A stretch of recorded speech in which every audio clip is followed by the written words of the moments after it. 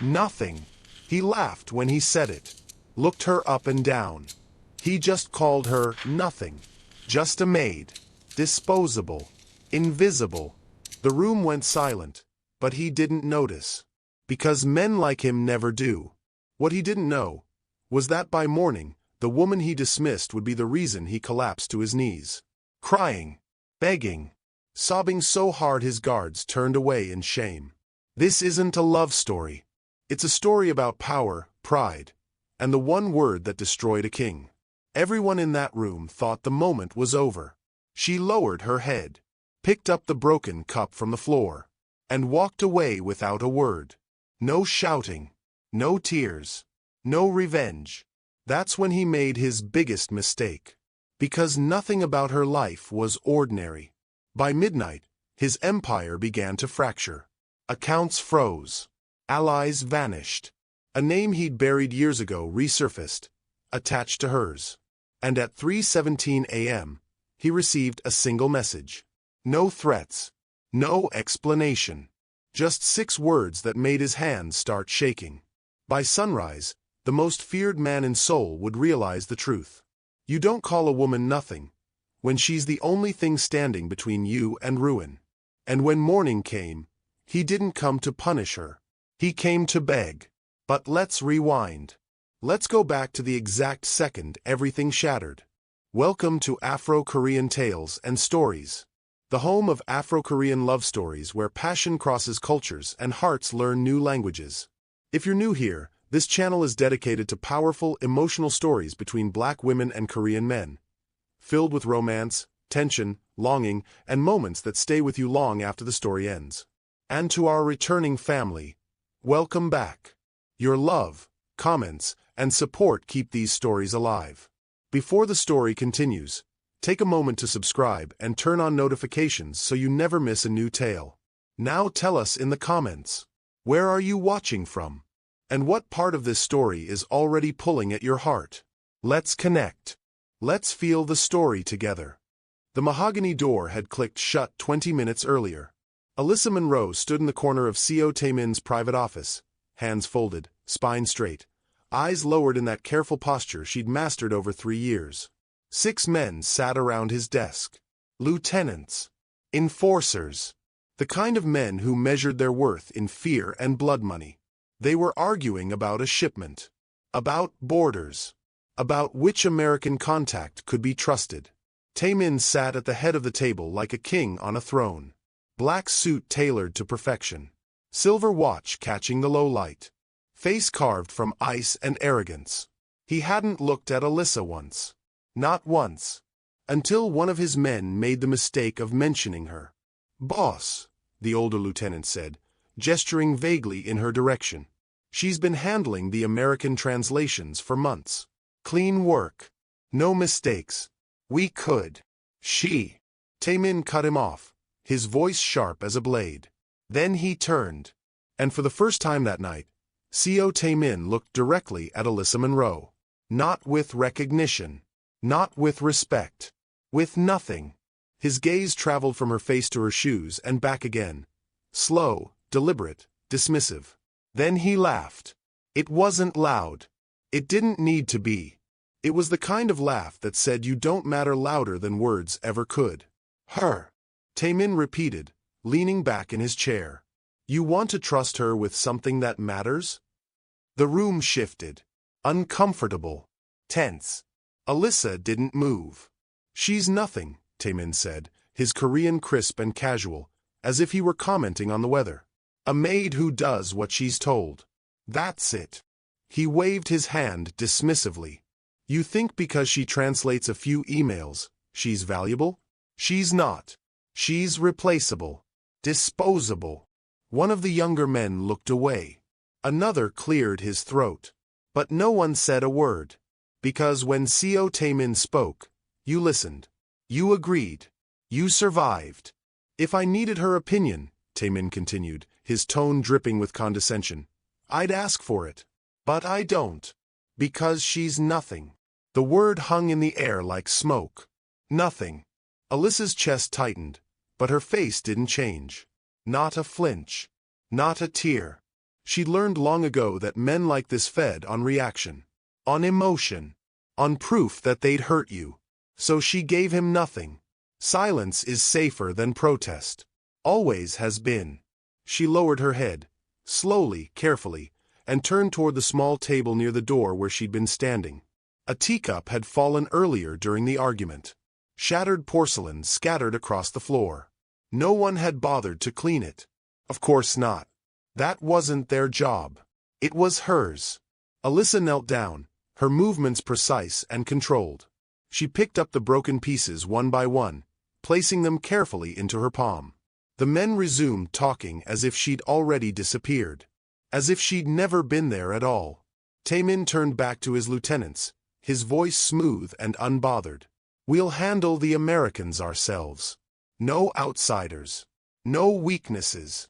Alyssa stood, cradling the shards of porcelain in her hand. She walked to the door, pulled it open, and left without a single word.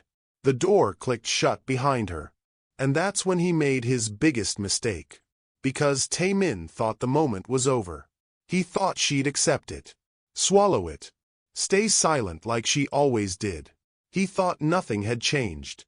But nothing about Alyssa Monroe's life was ordinary. She walked down the marble hallway, her heels clicking softly against the floor. Steady. Calm. Her hands didn't shake as she disposed of the broken porcelain. Her breath didn't hitch as she reached her small room at the far end of the estate. She simply decided. 3 years. 3 years of invisible labor. Of translating his deals. Of smoothing over his messes.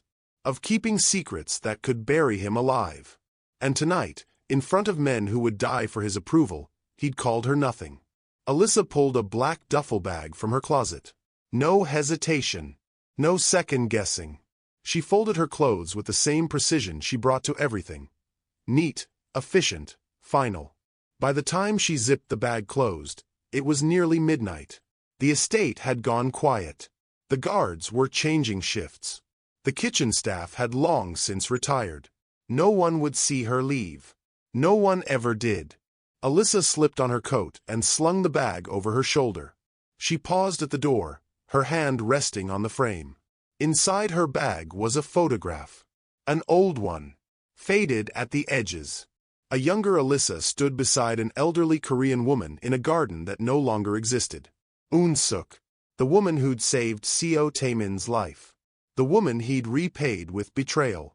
The woman whose dying wish had brought Alyssa to Seoul in the first place. Taemin had no idea. He'd never asked why she was there.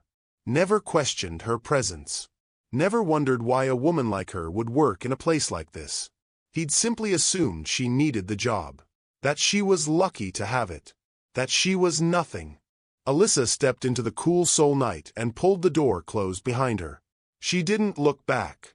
Not once. Because by midnight, his empire would begin to fracture. Accounts would freeze. Allies would vanish. A name he'd buried years ago would resurface, attached to hers. And at 3:17 a.m., Seo Taemin would receive a single message on his private line.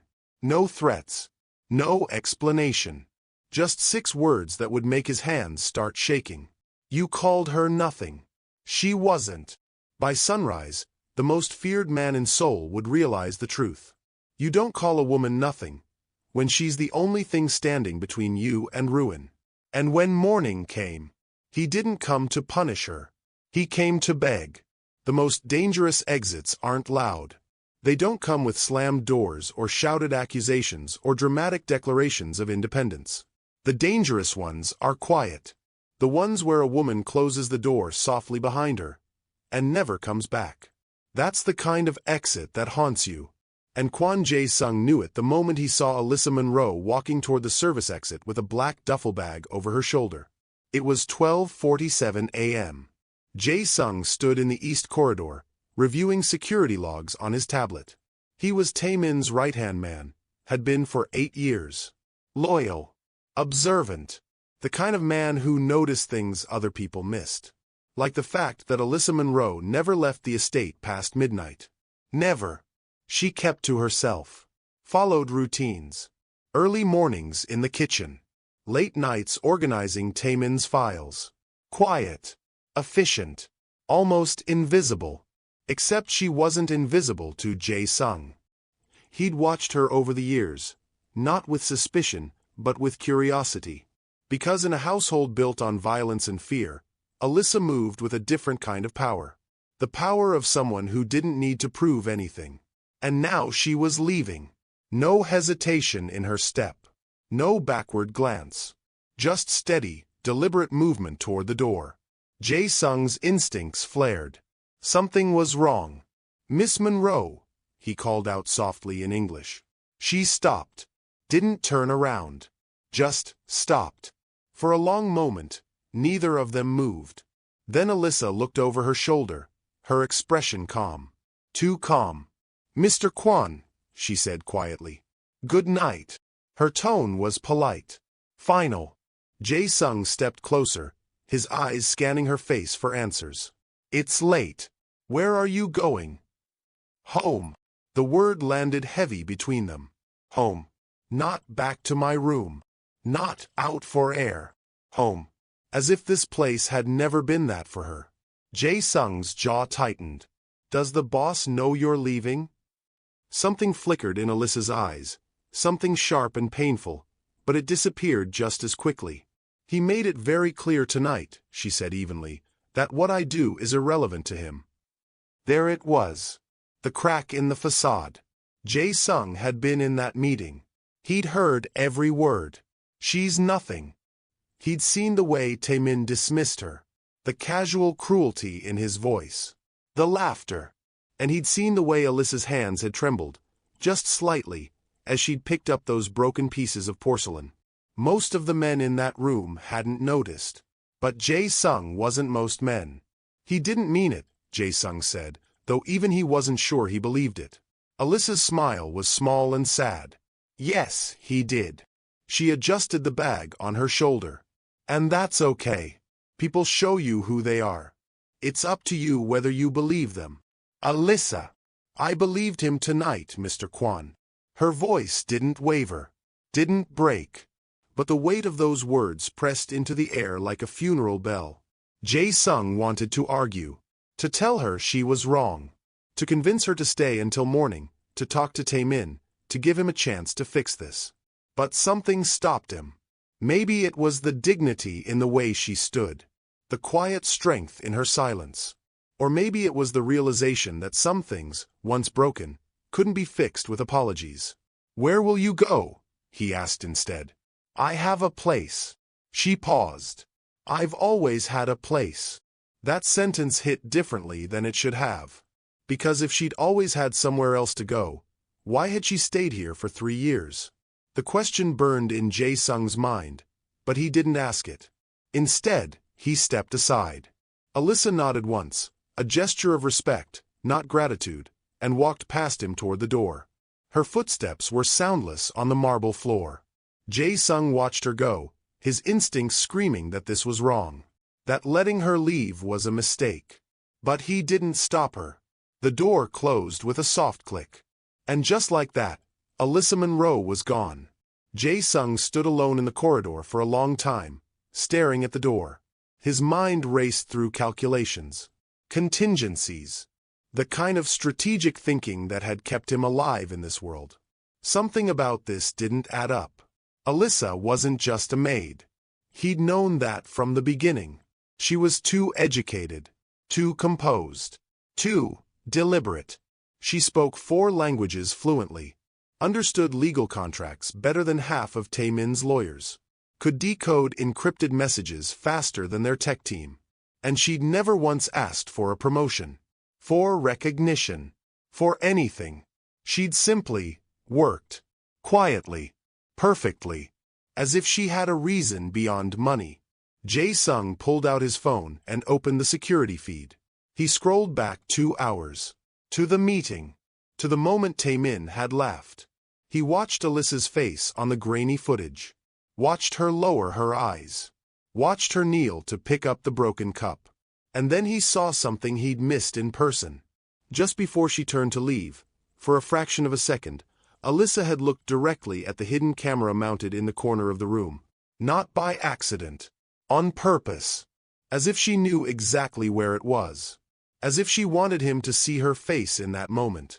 Jae-sung's blood went cold. He rewound the footage. Watched it again. That look wasn't defeat. It was goodbye. He switched to the exterior cameras and tracked her movements. Watched her leave the estate grounds. Watched her walk 3 blocks to a waiting car, a black sedan with tinted windows. Not a taxi. A private car.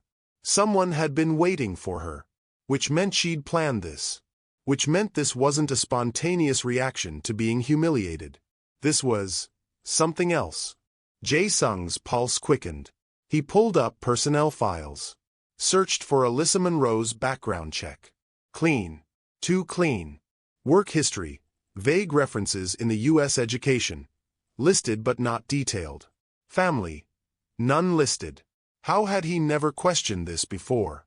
He opened the encrypted folder that contained sensitive staff records, the ones only he and Tae-min had access to. And that's when he saw it. A single note, buried deep in the file, dated 3 years ago. Hired per arrangement with ES. No questions. Payment processed separately. ES. Jae-sung's hands went still. Eun-suk. The name hit him like a punch to the chest. He hadn't heard that name in years. Tae-min never spoke it. Had forbidden anyone from mentioning it. But Jae-sung remembered. Eun-suk was the woman who'd saved Tae-min's life when he was nobody. When he was running from men who wanted him dead. She'd hidden him. Fed him. Kept him alive. And when Tae-min rose to power, when he became the man everyone feared, he'd turned his back on her. No, worse than that. He'd erased her. Jae-sung had never known why. Had never asked. But now. He looked at the closed door. At the empty corridor. Alyssa Monroe wasn't just a maid. She was connected to Eun-suk. Which meant she was connected to Tae-min's past. To the secrets he'd buried. To the debts he'd never paid. Jae-sung's phone buzzed. A notification from the financial monitoring system. One of Tae-min's offshore accounts had just been frozen. Then another. Then another. All within the span of 2 minutes. Jae-sung's stomach dropped. He pulled up the transaction logs, his fingers moving frantically across the screen. Every frozen account had one thing in common. They'd all been set up by the same shell company. The same legal entity. The same signature buried in the paperwork. A signature he'd seen 1,000 times over the past 3 years. Neat. Precise. Almost invisible. A. Monroe. No, Jae-sung whispered. This wasn't possible. Alyssa hadn't just worked in the household. She'd been embedded in the infrastructure. In the money. The accounts. The network that kept Tae-min's empire running. And now she was gone. Jae-sung grabbed his phone and dialed Tae-min's private line. It rang once. Twice. What? Tae-min's voice was sharp, annoyed. Boss, Jae-sung said, his voice tight. We have a problem. Handle it. It's about Alyssa Monroe. Silence. Then, what about her? Jae-sung took a breath. She's gone. Empires don't collapse all at once. They crack. Slowly. Quietly. One fracture at a time. And by the time you notice the damage, it's already too late to stop the fall. Co Tae-min was about to learn that lesson the hard way. 1:34 a.m. Tae-min sat alone in his office, a glass of whiskey untouched on his desk. The meeting had ended an hour ago. His lieutenants had left. The estate had gone silent. He should have been reviewing the Thursday shipment details. Should have been planning the American expansion. Should have been doing 1,000 things that required his attention. But instead, he kept thinking about the way Alyssa had looked at him. No, not at him. Through him. As if he were already gone. Tae-min shook his head, irritated with himself. Why was he wasting time on this? She was just a maid. Replaceable. Forgettable. Nothing. His phone buzzed. He glanced at the screen. Jae-sung. Tae-min answered, his voice clipped. What? Boss. Jae-sung's tone was tight. Controlled. We have a problem. Taemin's jaw tightened. Handle it. It's about Alyssa Monroe. The name made him pause. What about her? She's gone. Taemin blinked. Gone where? Gone. Left the estate an hour ago. Black duffel bag. Planned. She's not coming back. A strange feeling twisted in Taemin's chest, something he couldn't quite name. Annoyance, maybe. Or inconvenience. Definitely not concern. So, he said flatly. She quit. Find a replacement. Boss. She's a maid, Jae-sung. Not a nuclear physicist.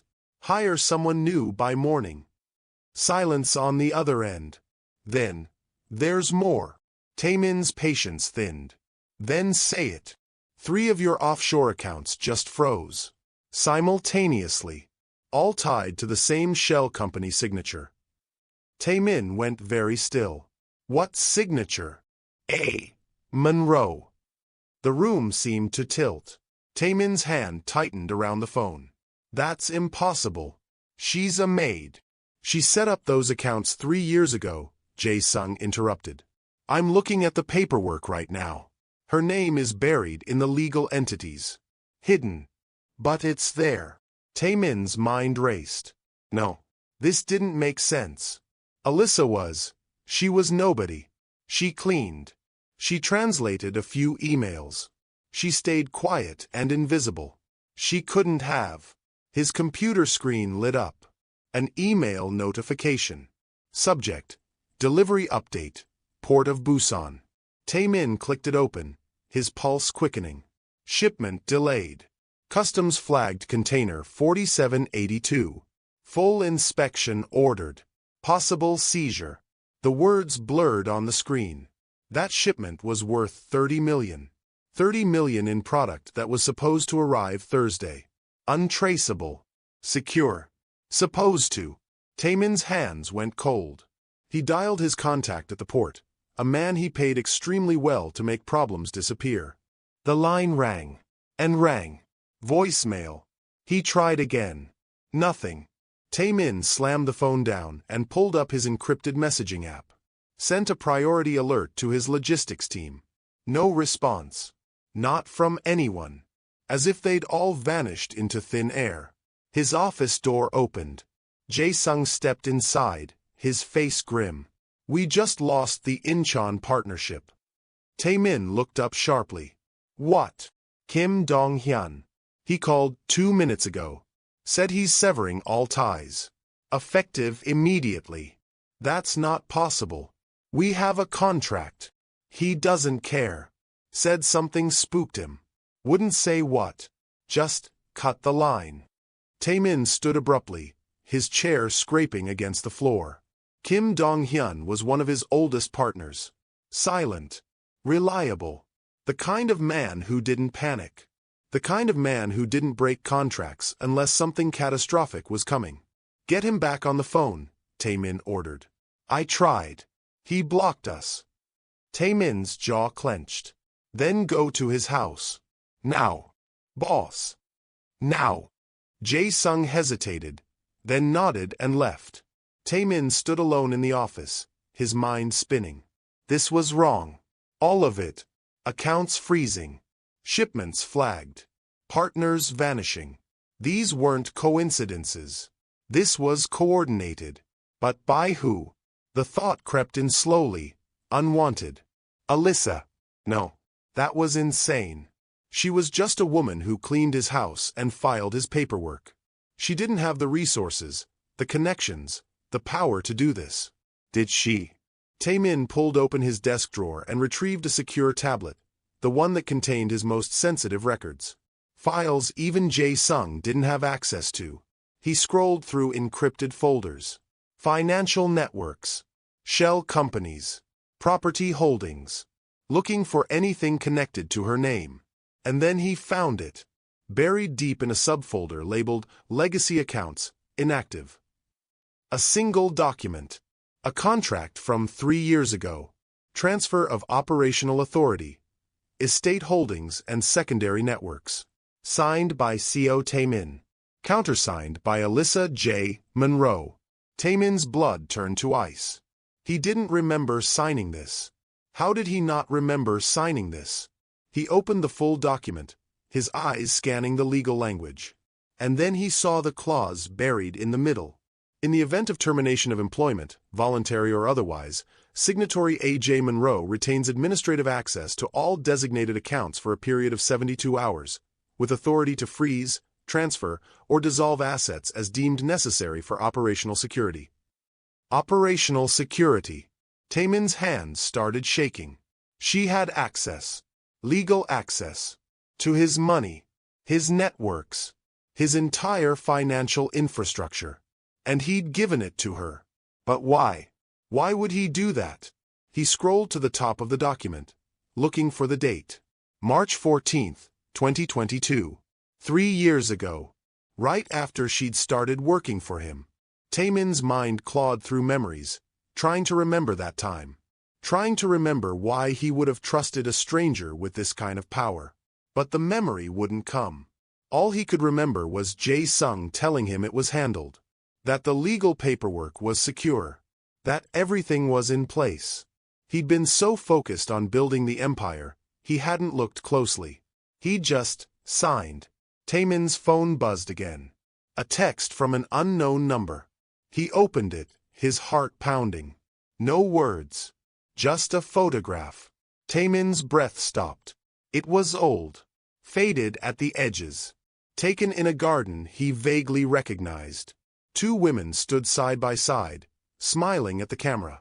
One was elderly, Korean, her face kind but tired. The other was younger, black, beautiful, Alyssa. And standing next to her, Taemin's vision blurred.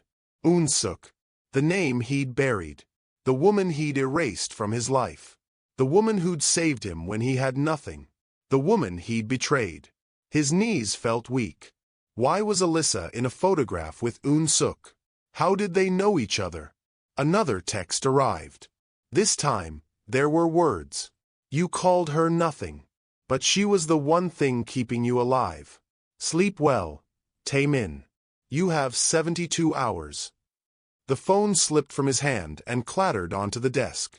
Taemin stumbled backward, his mind fracturing. No, this couldn't be real. Alyssa wasn't just a maid. She wasn't just some random woman he'd hired. She was connected to Eun-suk, to his past, to the secret he'd spent years trying to forget. And he'd just called her nothing. In front of everyone. Taemin pressed his hands against the desk, trying to steady himself. But the cracks kept spreading. Another email. Another alert. Another partner severing ties. One after another, like dominoes falling. And in the center of it all, silent, invisible, devastating, was Alyssa Monroe, the woman he'd dismissed, the woman he'd humiliated, the woman who, apparently, had been holding his entire empire together. Taemin's vision swam. He reached for his phone with trembling hands and dialed her number. It rang. Once. Twice. 3 times. Then, the number you have dialed is no longer in service. Taemin's chest tightened. He tried again. Same message. She'd erased herself. Completely.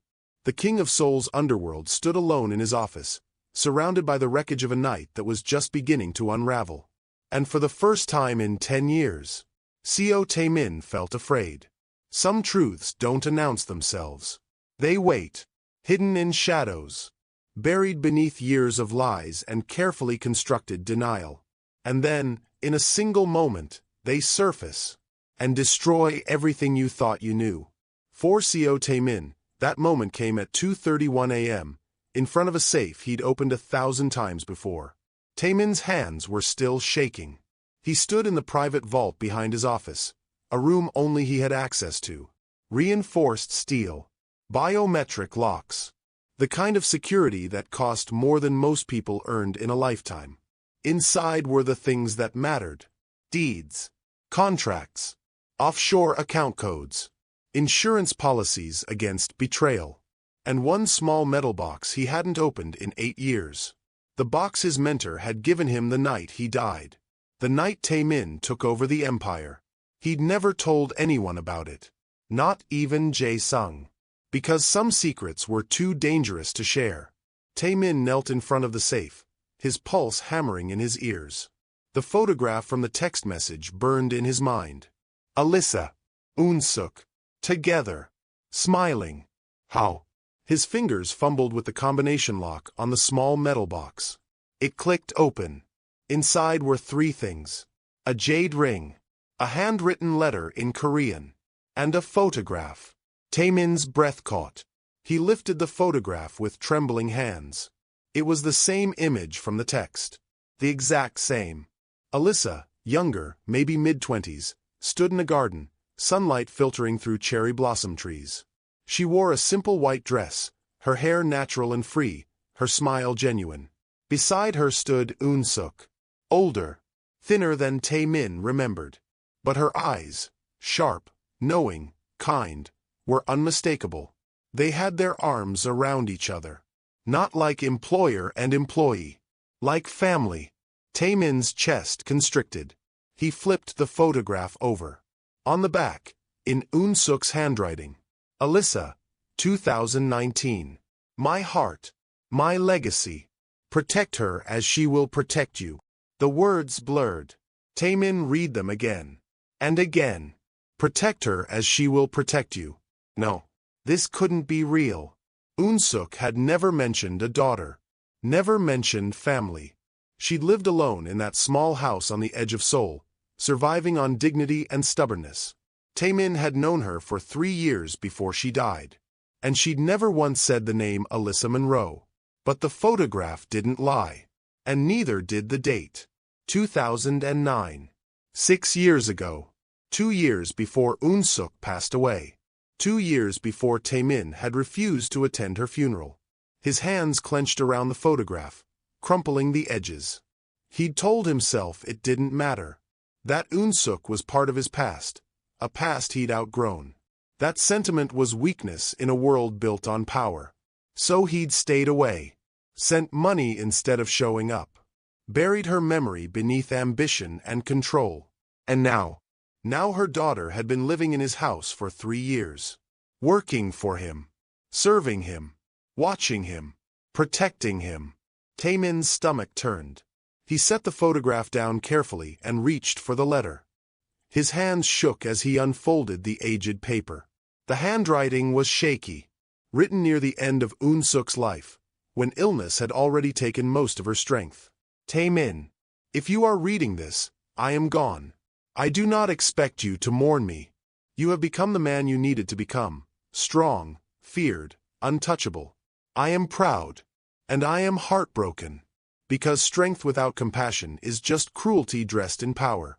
You asked me once why I helped you when you had nothing, when men were hunting you, when you were worth more dead than alive. I told you it was because I saw potential in you. I lied. I helped you because my daughter asked me to. Taemin's breath stopped. Her name is Alyssa Monroe. You have never met her. She lives in America, studying law, building a life far from this world. But 8 years ago she saw you. Just once. In the market near my home. You were bleeding. Starving. Running. She was 17. And she told me, we have to help him, please. So I did. I hid you. I fed you. I gave you the contacts that built your empire. Not because you deserved it, but because she believed you did. The letter trembled in Taemin's hands. No, this was... He couldn't breathe. When I got sick, she came home. She watched you from a distance, saw what you had become. And when I died, she made me a promise.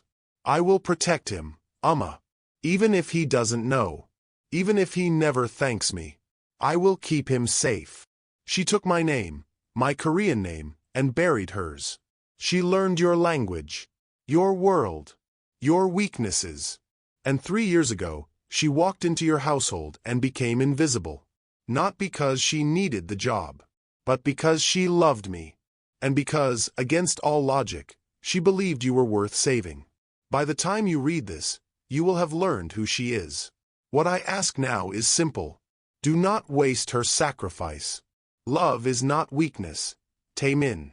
Cruelty is. Eun-suk. The letter slipped from Taemin's fingers and floated to the floor. He couldn't move. Couldn't think. The room spun around him, but he stayed frozen, kneeling in front of the safe, staring at nothing. Alyssa wasn't just some woman who worked in his house. She was Eun-suk's daughter. The girl who'd asked her mother to save his life when he was 17 and broken. The woman who'd spent 3 years protecting him, silently, invisibly, because she'd promised a dying woman she would. And tonight, he'd looked her in the eyes and called her nothing. In front of men who meant nothing. Over business that meant nothing. Because his pride meant everything. Taemin's chest heaved. A sound escaped his throat, something raw and broken. He pressed his palms against the cold floor, trying to ground himself. But the truth kept crashing over him in waves. Every document she'd organized. Every account she'd managed. Every conflict she'd quietly resolved. She hadn't been doing her job. She'd been keeping her promise. To a woman he'd abandoned. Taemin lurched to his feet and stumbled back to his desk. He grabbed his phone and pulled up the text message again. Stared at the photograph. At Alyssa's smile. At the way Eun-suk looked at her. With pride, with love, with hope. And he realized something that made his blood run cold. Alyssa had known. From the very beginning. She'd known who he was. What he'd done. How he'd repaid Eun-suk's kindness with silence and distance. And she'd stayed anyway. For 3 years, she'd stayed. Until tonight. Until he'd given her a reason to leave. Taemin's phone buzzed. Another message from the unknown number. He opened it with shaking hands. You had everything because she gave you everything. And you never even knew her name. The words stabbed through him. Taemin sank into his chair, his mind unraveling. How many times had he walked past her without speaking? How many times had he dismissed her contributions as irrelevant? How many nights had she worked late, fixing his mistakes, protecting his empire, while he slept soundly, never once asking why? She'd been invisible because he'd wanted her invisible. Because noticing her would have meant acknowledging her. And acknowledging her would have meant facing the debt he owed. To Eun-suk. To the girl who'd begged her mother to save a stranger's life. To the woman who'd kept that stranger's empire from collapsing. Taemin's vision blurred. He thought about the way she'd looked tonight. The stillness in her expression as he'd humiliated her. The way she'd knelt to pick up broken porcelain without a single word of protest. The way she'd walked away as if she'd been expecting it all along. As if she'd finally accepted what he'd been showing her for 3 years. That he didn't see her. That he didn't value her. That he never would. And she'd been right. Taemin buried his face in his hands. Outside, the city continued to breathe, unaware, uncaring. But inside this office, the King of Seoul's underworld sat alone in the ruins of his arrogance. And for the first time in his life, Seo Taemin understood what it meant to lose something irreplaceable. Not because it was taken, but because he'd thrown it away. His phone buzzed one more time. He looked down. A final message. You have 48 hours left. Choose wisely. Some debts can never be repaid. Not with money. Not with power. Not with time. Because the people you owe them to are already gone. And all you're left with is the weight of what you should have done. What you could have done. If only you'd been brave enough to care. Taemin sat in his office, the letter still on his desk, and let himself remember. The memory he'd spent 8 years trying to bury. Seoul, 2014. Taemin was 29 years old and running for his life. Blood soaked through his shirt from the knife wound in his side. His vision blurred. Every step sent white-hot pain shooting through his ribs. Behind him, 3 men with guns and orders to kill. He'd made a mistake. Trusted the wrong person. Stolen from the wrong crew. And now he was paying for it. The alley dead-ended into a residential street. Small houses. Quiet neighborhood. The kind of place where people minded their business and didn't ask questions. Taemin stumbled, his legs giving out. He collapsed against a wooden fence, gasping for air. This was it. This was how he died. Not in a blaze of glory. Not as a legend. Just another nameless body in an alley, forgotten by morning. Help you. The voice was calm. Steady. Taemin's head snapped up. An elderly woman stood in the doorway of the house beside him. She was small, her hair streaked with gray, her face weathered but kind. She looked at him, at the blood, at the fear in his eyes, and didn't flinch. Please, Taemin gasped in Korean. They're coming. I need. Inside, she said simply. She didn't wait for him to argue. Just opened the door wider. Taemin didn't question it. Didn't think. He stumbled forward, and she caught him, surprisingly strong for her size, and pulled him into the house. The door closed behind them just as shouts echoed from the alley. The old woman pressed a finger to her lips. Silence. Taemin held his breath, his heart hammering so loud he was sure the men outside could hear it. Footsteps. Voices. Angry curses in Korean. He couldn't have gone far. Check the next street. Boss wants him dead by morning. The voices faded. Taemin slumped against the wall, his body shaking. The woman looked at him with eyes that had seen too much. You're bleeding on my floor. I'm sorry, Sit. It wasn't a request. Taemin sat. She disappeared into another room and returned with a first aid kit, a bowl of warm water, and clean cloth. No questions. No judgment. Just quiet, efficient care. As she cleaned the wound, Taemin finally found his voice. Why are you helping me? Because you asked, she said simply. You don't know me. I could be dangerous. She glanced up, her eyes sharp. You are dangerous. But not to me. Taemin didn't know how to respond to that. She worked in silence, stitching the wound with steady hands. When she finished, she sat back. What's your name? Taemin. Co Taemin. She nodded. I'm Eun-suk. You can stay here tonight. Tomorrow you leave. I don't have anywhere to. Tomorrow, she repeated firmly. You leave. But tomorrow came. And Taemin stayed. Because Eun-suk did something no one else had ever done. She saw him, not as a weapon, not as a threat, not as a means to an end. Just as a man who needed help.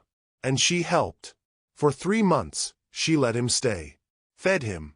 Gave him a place to sleep while he healed and planned his next move. She introduced him to people. Quiet people. Connected people. People who could help him build something. She never asked for anything in return.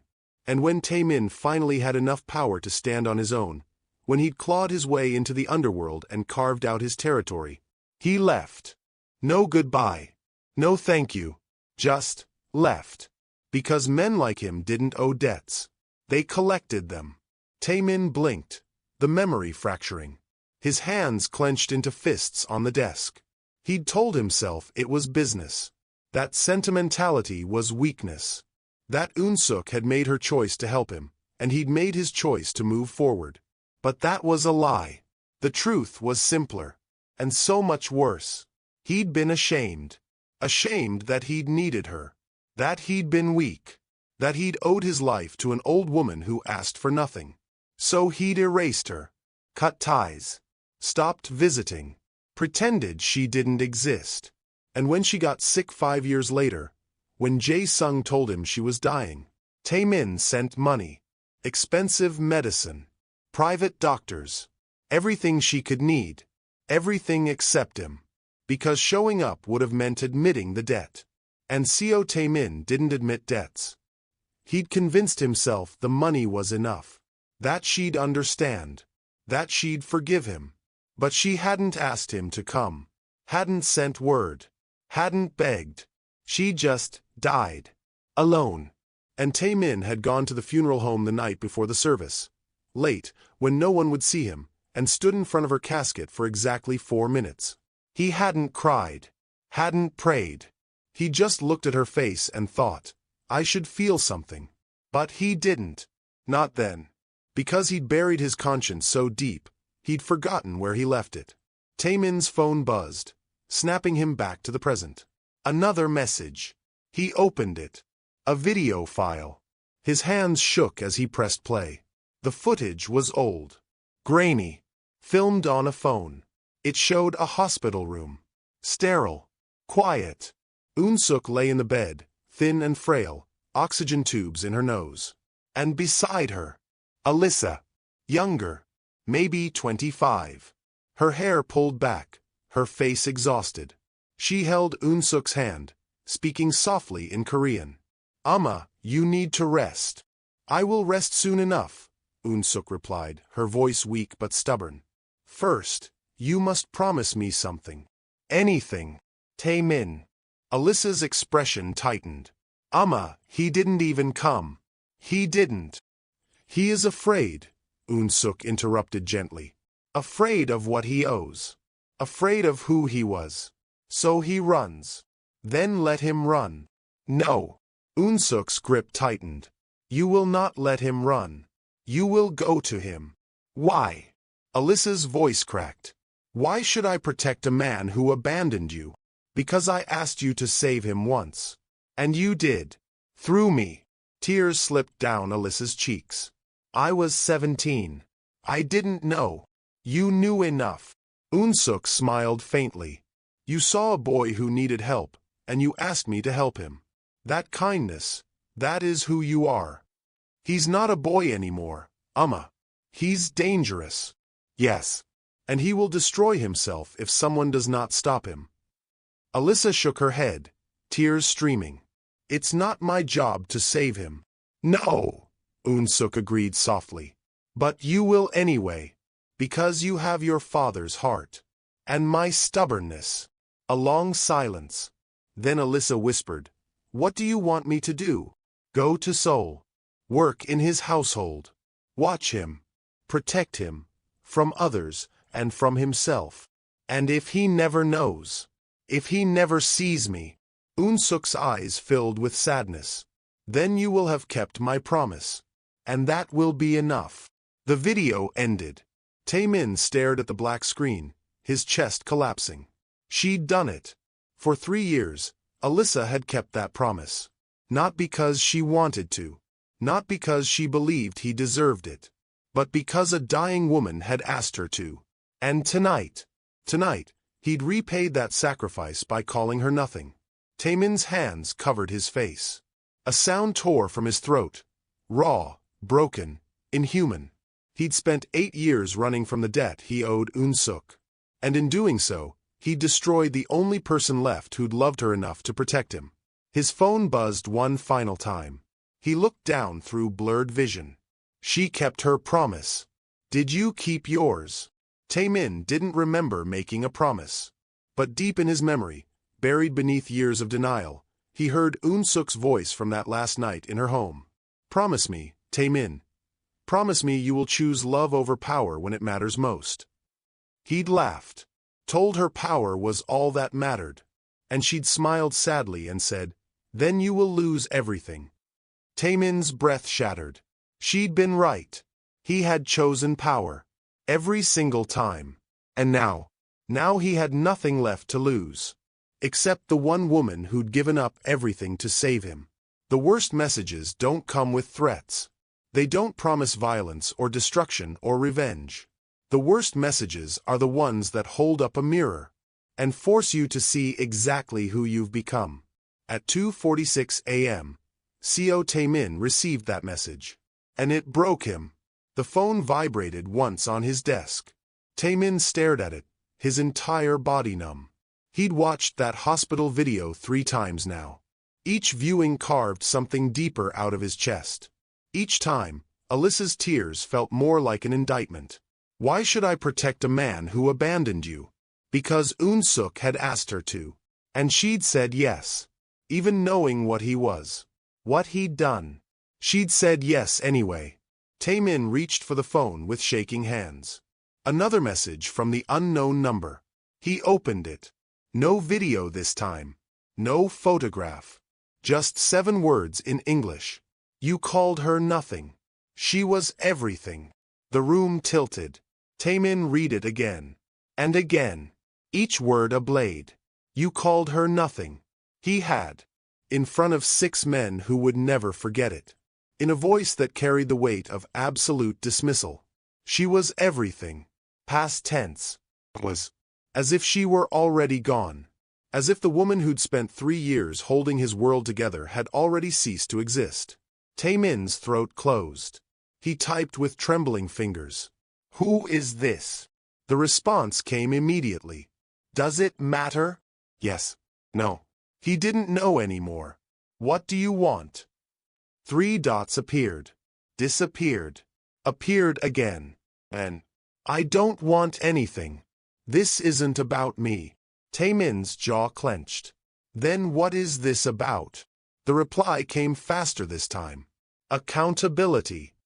The word landed like a verdict. Taemin stared at the screen, his mind racing. Who was this? Someone close to Alyssa?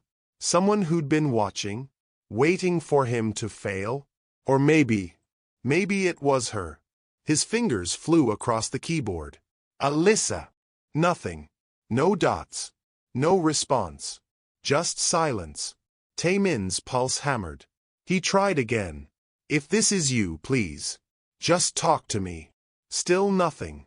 He stood abruptly, pacing the office like a caged animal. This was insane. He was CO Taemin. Men trembled at his name. Entire organizations bent to his will. He didn't beg. And yet, his fingers moved before his brain could stop them. I'm sorry.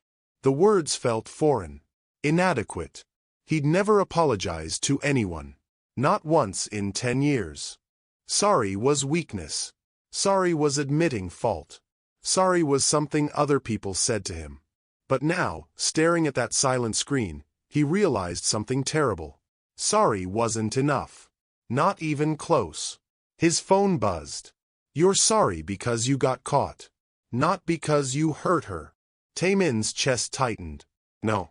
That wasn't. But the words wouldn't come. Because maybe it was true. Maybe he was only sorry because his empire was collapsing. Because the consequences had finally caught up. Not because he'd seen the look in Alyssa's eyes when he'd humiliated her. Another message arrived. Do you even remember the last kind thing you said to her?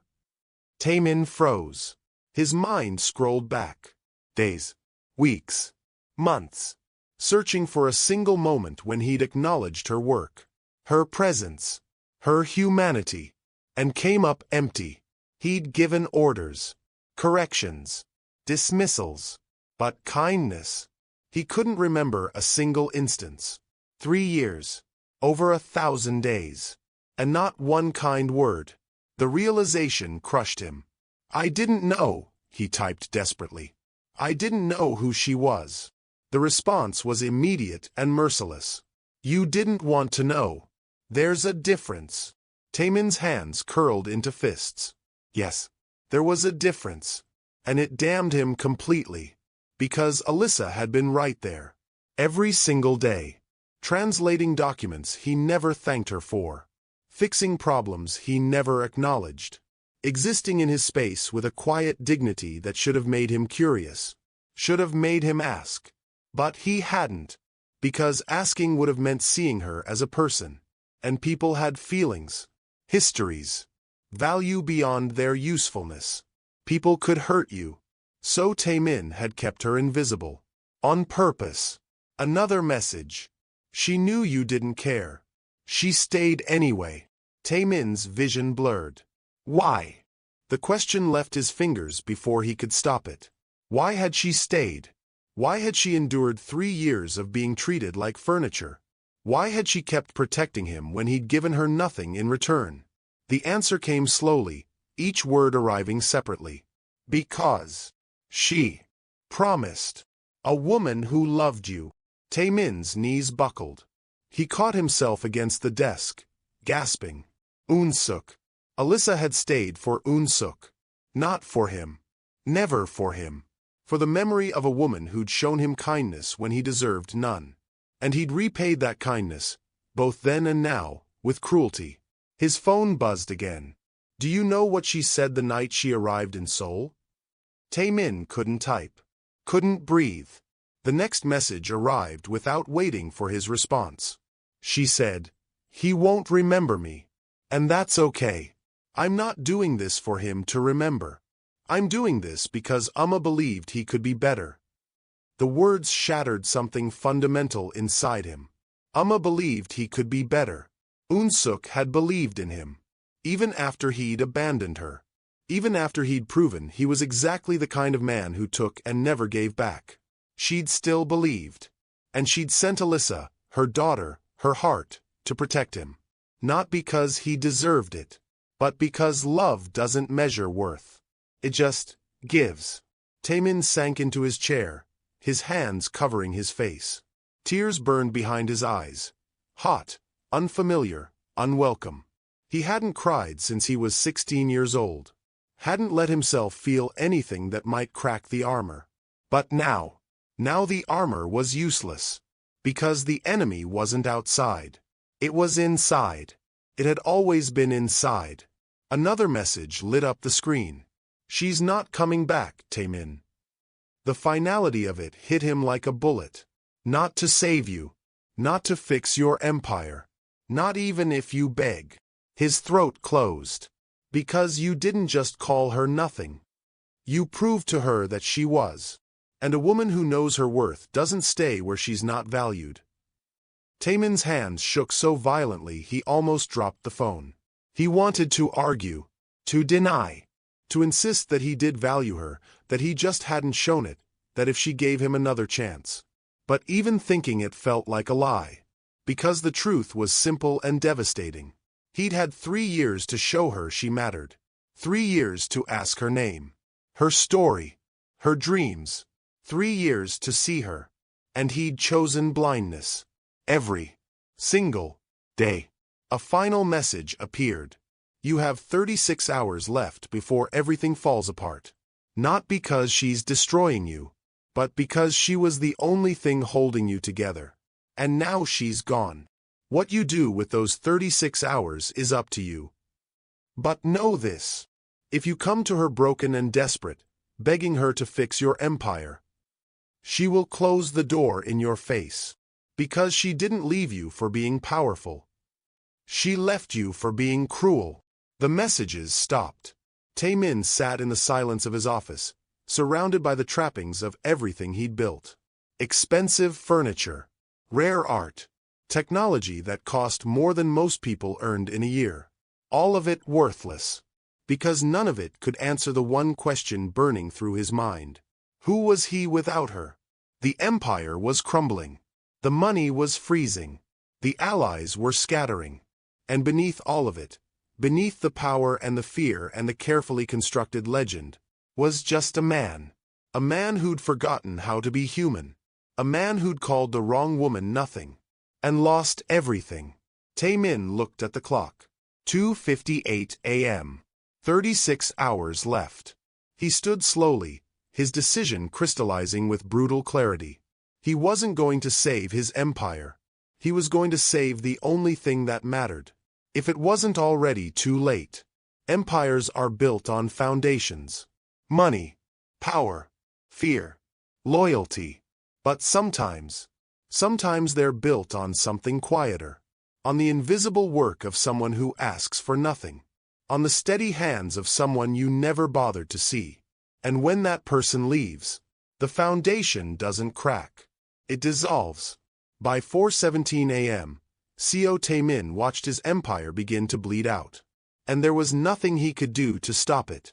The first call came from his banker in Singapore. Taemin answered on the second ring, his voice rough from exhaustion. "What?" "Mr. Co." The man's voice was tight. Professional panic. "We have a situation." Taemin's jaw clenched. "Explain." 3 of your primary accounts have been flagged for audit. Simultaneously. The compliance team is demanding full documentation going back 5 years. So give it to them. We don't have it. Taemin went still. What do you mean you don't have it? The documentation was maintained by an external consultant. We were told she handled all discrepancy reports, compliance filings, and reconciliation statements. Taemin's stomach dropped. Her name. A pause. A. Monroe. Of course. Of course it was her. Sir, without those records, we can't clear the audit. And if we can't clear it in 48 hours, the accounts will be frozen pending investigation. Find the records, Taemin snapped. We've tried. Her access credentials have been revoked. Her files are encrypted. We can't. Then break the encryption. Mr. Seo. The banker's voice dropped.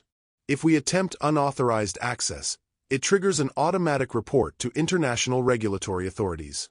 We'll be flagged for financial crimes. Taemin's hand tightened around the phone. How much is in those accounts? Combined? Approximately 47 million US dollars. The room spun. 47 million. Locked. Inaccessible. Because the woman he'd called nothing had been the only person who knew how to keep them clean. Fix it, Taemin growled. I don't care how. He ended the call and slammed the phone on the desk. Jae-sung appeared in the doorway, his face grim. Boss, we need to talk. Not now. Now. Taemin looked up sharply. Jae-sung never interrupted him. Never. What? Jae-sung stepped inside and closed the door. I just got off the phone with our shipping contact in Busan. The Thursday delivery isn't just delayed. It's been seized. I know that already. Customs had a warrant. A specific warrant. Targeting container 4782 by serial number. Taemin's blood went cold. That's impossible. No one outside our operation knows those numbers. Someone did. Jae-sung's voice was carefully controlled. And they sent it directly to the Port Authority 3 days ago. Anonymously. 3 days ago. Before the meeting. Before the humiliation. Alyssa had been planning this. Taemin's mind raced. The product. Gone. Confiscated. Along with the shipping manifests that tie back to our logistics network. Destroy the records. We can't. Jae-sung's expression darkened. Because the backups were maintained on a secure server. By someone with administrative access. Taemin didn't need to ask who. He already knew. How bad is it? He asked quietly. Bad. Jae-sung pulled out his tablet and showed him the screen. In the last 4 hours, we've lost 2 major accounts, 1 shipping route, and 4 allied contacts who've severed ties without explanation.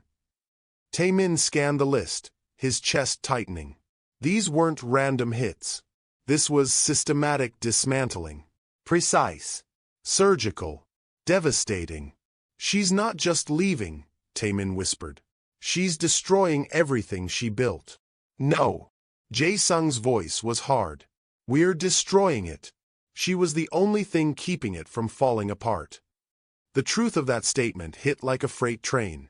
Taemin looked at the list again. Really looked. Every account that was frozen? Alyssa had set it up. Every shipment that was flagged? She'd organized the logistics. Every ally that was withdrawing. She'd been the liaison. For 3 years, she'd been the invisible scaffolding holding his empire upright. And he'd never even noticed. Boss. Jae-sung's voice pulled him back. There's more. Of course there is. Kim Dong-hyun didn't just cut ties. He's talking. To people who want you gone. Taemin's head snapped up. He wouldn't dare. He already has. I got a tip from one of our informants. Kim met with the Jung family 2 hours ago. They're discussing redistribution of territory. Your territory was the unspoken end to that sentence. Taemin stood slowly, his mind churning through scenarios. The Jung family had been waiting for years for him to show weakness. For a crack they could exploit. And now they had won. How did Kim even know we were vulnerable? Taemin demanded. Jae-sung hesitated. Say it. Someone told him. Someone with intimate knowledge of our operations. Someone who knew exactly which pressure points would cause the most damage. Alyssa. It always came back to Alyssa. Taemin's phone rang again. He looked at the screen. His lawyer. This couldn't be good. What? He answered. Taemin, we have a problem with the Gangnam property acquisition. I closed that deal last month. The title transfer was never finalized. The paperwork is incomplete. And now the seller is threatening to back out and sue for breach of contract. Taemin's grip on the phone tightened. That's impossible. I signed everything. You signed the initial offer. But the follow-up documentation, the compliance filings, the tax clearances, the final title transfer, none of it was submitted. Who was supposed to handle that? Silence. Taemin closed his eyes. Let me guess. Miss Monroe was listed as the administrative coordinator on file. Of course she was. Can we fix it? Not without her signature on the amended documents. And even if we could track her down, we'd need her cooperation. Which, given the circumstances... I get it. Taemin's voice was hollow. He ended the call. 3 accounts frozen. 1 shipment seized. 4 allies gone. 1 property deal collapsing. And it had only been 6 hours since she'd walked out the door. 6 hours. Jae-sung was watching him carefully. Boss, what do you want me to do? Taemin looked at his right-hand man, the only person left he could trust. Tell me the truth, Taemin said quietly. How much of our operation did she touch? Jae-sung's expression said everything. All of it, he finally admitted. Every account, every shipment, every legal entity, every partnership. She didn't just work in your household, boss. She was your household. The entire administrative infrastructure ran through her. Why didn't you tell me? I tried. Jae-sung's voice held an edge of frustration. Multiple times. But you didn't want to hear it. You said she was just a maid. That her work was irrelevant. The words, his own words, felt like knives. So what happens now? Taemin asked. Now. Jae-sung set down the tablet. Now we have 2 choices. We either rebuild everything from scratch, which will take months and cost millions, or what? Or you get her back. Taemin laughed bitterly. You think she'll come back? After what I said? After what I did? I don't know. Jae-sung's voice softened. But I know this. Without her, we're finished. The empire you built? It's bleeding out. And by tomorrow night, there won't be anything left to save. Taemin sank into his chair. Everything he'd worked for. Everything he'd sacrificed. Everything he'd built on the bones of betrayal and blood. Crumbling. Not because of an enemy attack. Not because of a coup or a raid or a war. But because one woman, one quiet, invisible woman, had walked away. And taken the foundation with her. His phone buzzed. Another message from the unknown number. Still think she was nothing? Taemin stared at the words, his chest hollow. No. She wasn't nothing. She was everything. And he'd thrown her away like she didn't matter. Jae-sung headed toward the door, then paused. Boss, if you're going to fix this, if you're going to even try, you need to understand something. What? She didn't do this for revenge. She did this to show you the truth. What truth? Jae-sung met his eyes. That you never built this empire alone. You just convinced yourself you did. The door closed softly behind him. And Seo Taemin sat alone in his crumbling kingdom, finally understanding what it meant to lose something irreplaceable. Not the money. Not the power. Not even the empire. But the woman who'd believed, despite everything, that he could be better. And now she was gone. There's a moment in every man's life when he has to choose. Power or truth. Pride or redemption. The person he's become. Or the person he could still be. For Seo Taemin, that moment came at 5:43 a.m., standing in front of a mirror in his private bathroom. And for the first time in 10 years, he didn't recognize the man staring back. Taemin's hands gripped the edges of the marble sink. His reflection looked like a stranger. Expensive suit wrinkled. Hair disheveled. Eyes hollow with exhaustion and something worse. Regret. He'd spent the last hour reviewing every file Alyssa had touched, every account she'd managed, every problem she'd solved while he'd taken credit or simply ignored her. The evidence was overwhelming. She hadn't just worked in his household. She'd been his household, the silent architect of everything he thought he'd built alone. And he'd called her nothing. Taemin closed his eyes, Eun-suk's letter echoing in his mind. Love is not weakness, Taemin. Cruelty is. He'd chosen cruelty his entire life, wrapped it in justifications about survival and strength and doing what was necessary. But the truth was simpler. He'd been afraid. Afraid of owing debts.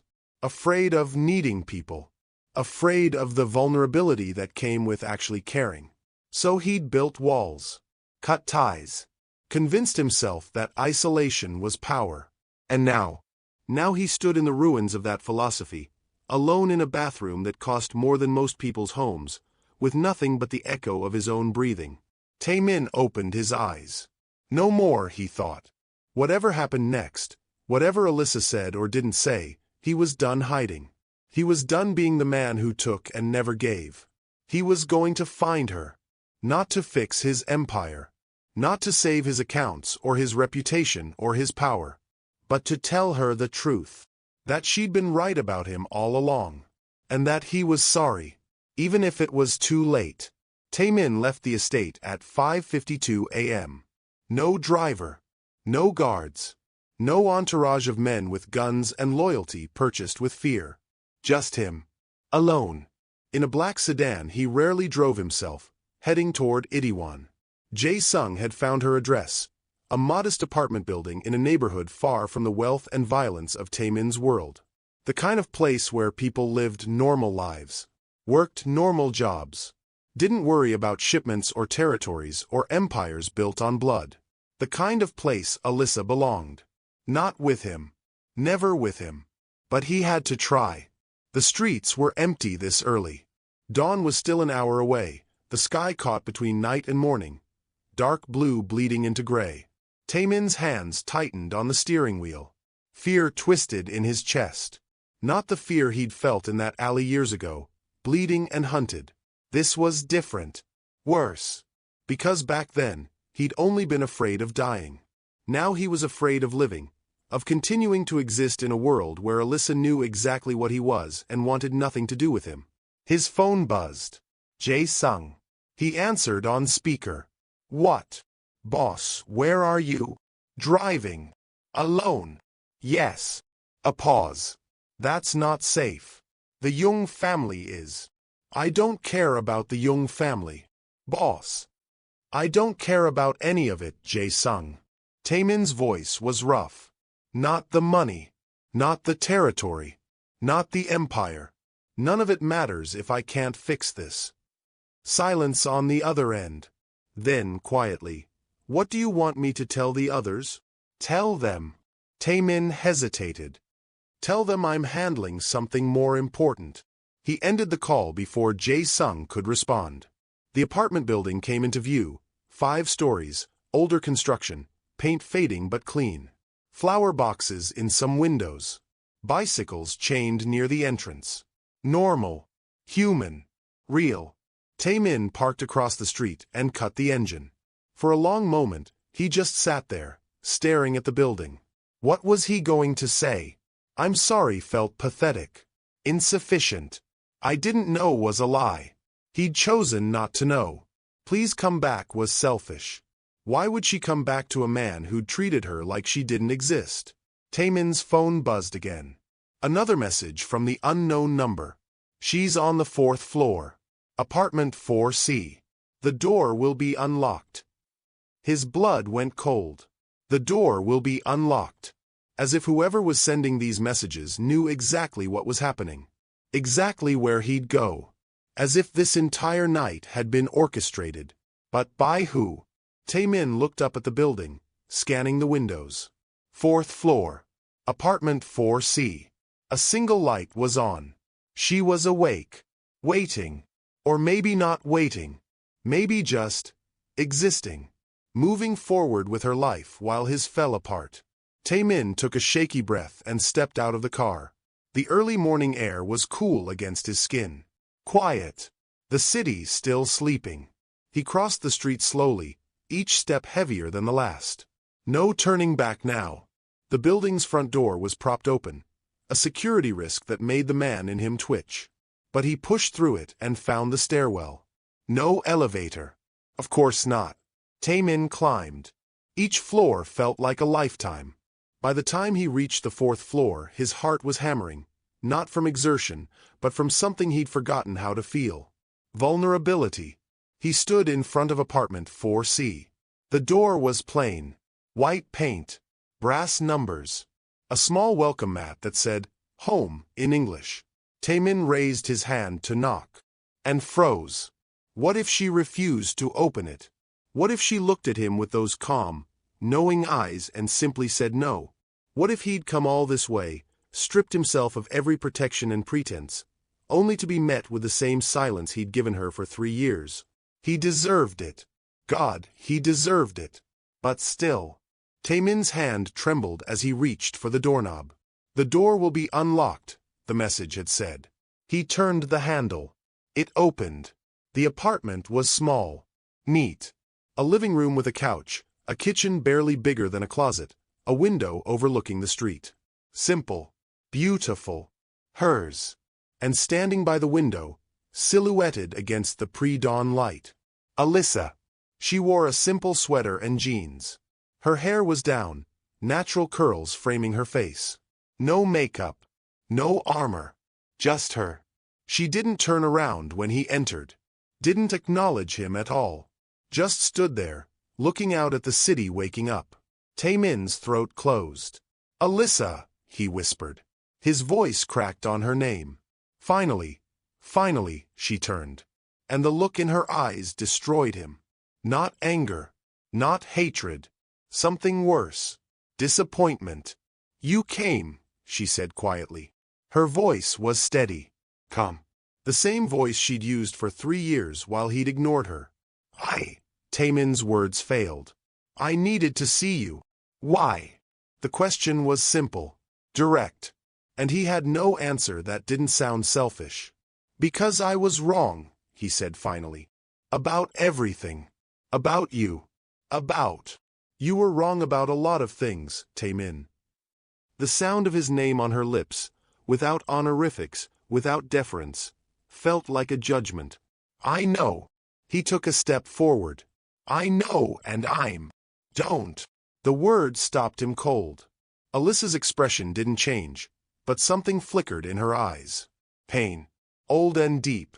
"Don't apologize," she said softly. "Not yet. Because you don't even know what you're apologizing for. I called you nothing. That's not the worst thing you did." Taemin's chest tightened. "Then tell me. Tell me what I did." Alyssa held his gaze for a long moment. Then she said the words that broke him completely. "You looked at me every day for 3 years." Her voice was quiet, but each word landed like a blade. "And you chose not to see me. That's not the same as calling me nothing, Taemin. That's worse." The truth of it crashed over him. She was right.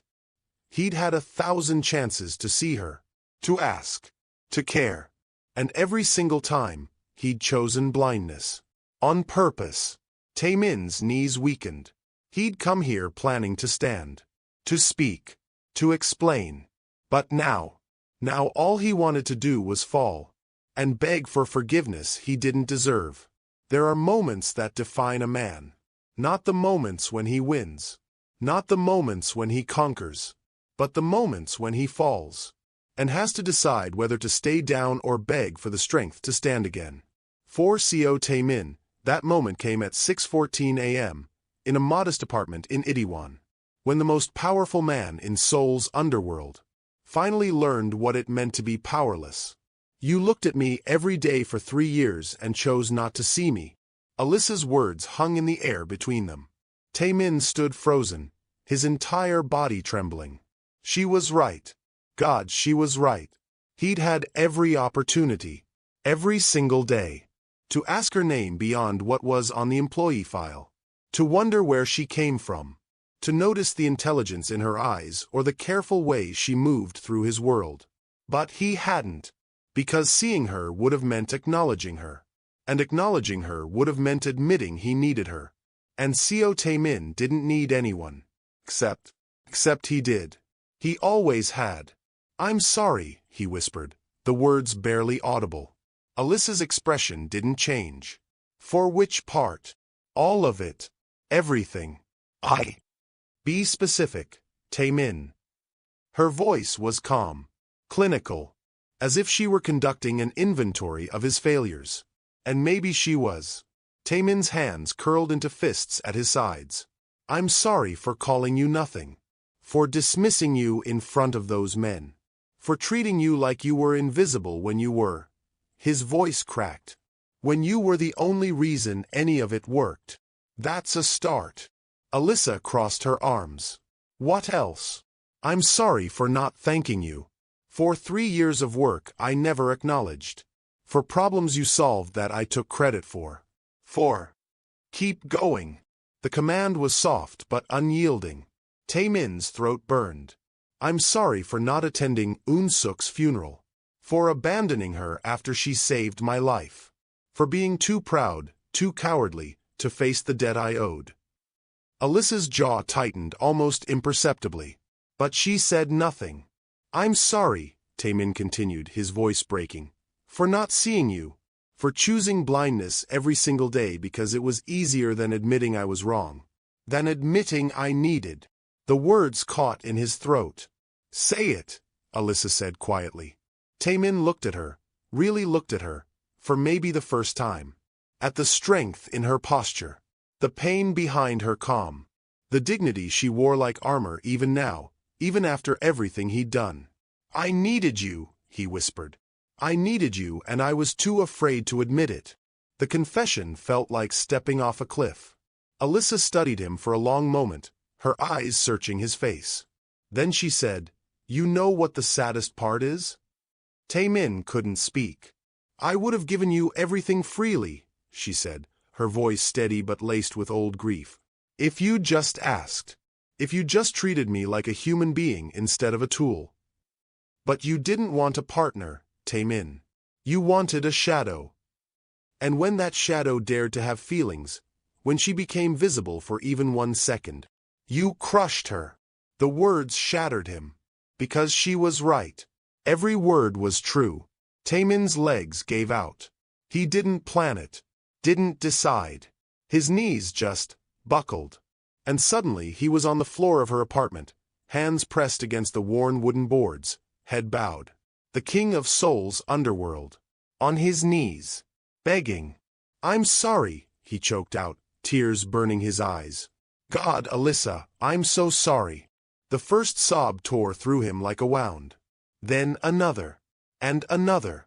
10 years of buried emotion, of ruthlessly suppressed humanity, came flooding out in waves that shook his entire body. He couldn't stop it. Couldn't control it. All he could do was kneel there and break. "I didn't know," he gasped between sobs. "I didn't know who you were. What you'd done. What you'd sacrificed." "You didn't want to know," Alyssa interrupted, her voice still calm. Taemin looked up at her through blurred vision. She stood above him, unmoved. Not angry. Not crying. Just watching. As if she'd been waiting 3 years to see this moment. "You're right," he whispered. "You're right. I didn't want to know because knowing would have meant feeling and feeling would have meant." His voice broke completely. "I was afraid," he finally admitted. "I've been afraid my whole life. Afraid of being weak. Of owing debts. Of needing people who might leave.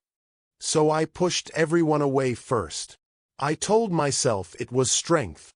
But it was just cowardice." The confession hung in the air. Alyssa's expression didn't soften. But something shifted in her eyes. Recognition, maybe. Or pity. "Do you know what Eun-suk told me before she died?" she asked quietly. Taemin shook his head, tears still streaming down his face. She said, "He will break one day. And when he does, you have to decide if his brokenness is genuine, or just another weapon." The words cut deeper than any blade. Taemin's hands trembled against the floor. This isn't a weapon. This is. Then prove it. Alyssa's voice was soft but absolute. Prove that you're not here because your empire is falling. Prove you're not here because you need me to fix your problems. Prove that you actually see me. Not as Eun-suk's daughter. Not as the woman who managed your accounts. Not as someone useful. But as me. Taemin looked up at her, his vision swimming. How could he prove something he was only just beginning to understand himself? I don't know how, he admitted, his voice raw. I don't know how to prove it. I don't know how to fix this. I just... He took a shaking breath. I just know that losing you feels like losing the only real thing I've ever had. Even though I never deserved it. Even though I threw it away. Alyssa's arms tightened around herself. For the first time since he'd entered, her composure cracked, just slightly. You don't get to say things like that, she said, her voice wavering. You don't get to make this about what you lost when I'm the one who gave everything and got nothing back. I know. No, you don't. Her voice rose. You don't know what it was like. Watching you every day. Protecting you. Fixing your mistakes. Loving. She stopped abruptly. The word hung between them, unfinished but undeniable. Loving. Taemin's breath caught. Alyssa closed her eyes, as if she'd revealed too much. I made a promise to a dying woman, she said finally, her voice tight. That's why I stayed. That's the only reason I stayed. But the way she said it, the way her voice broke just slightly, told him there was more to the story. Was it? He asked quietly. Alyssa's eyes snapped open. Don't. Was it just the promise? Yes. Then why are you crying? Alyssa's hand flew to her cheek. She was crying, silent tears tracking down her face while her expression remained neutral, as if her body was betraying emotions her mind refused to acknowledge.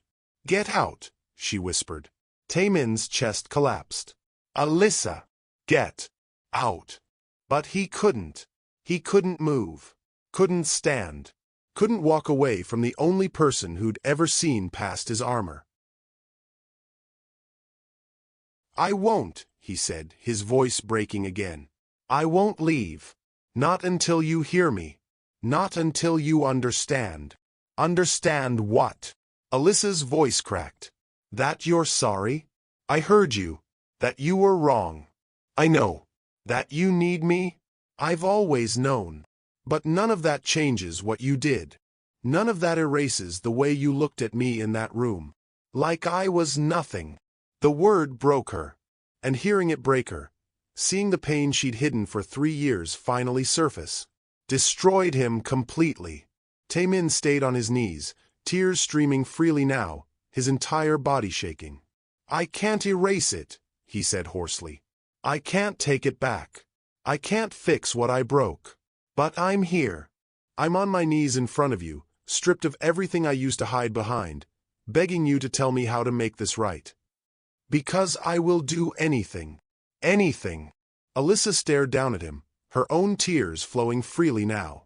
You want to make it right, she whispered. Yes. Then answer me honestly. Taemin nodded. If I hadn't been Eun-suk's daughter, if you'd never found that photograph, never learned who I was. Her voice shook. Would you be here?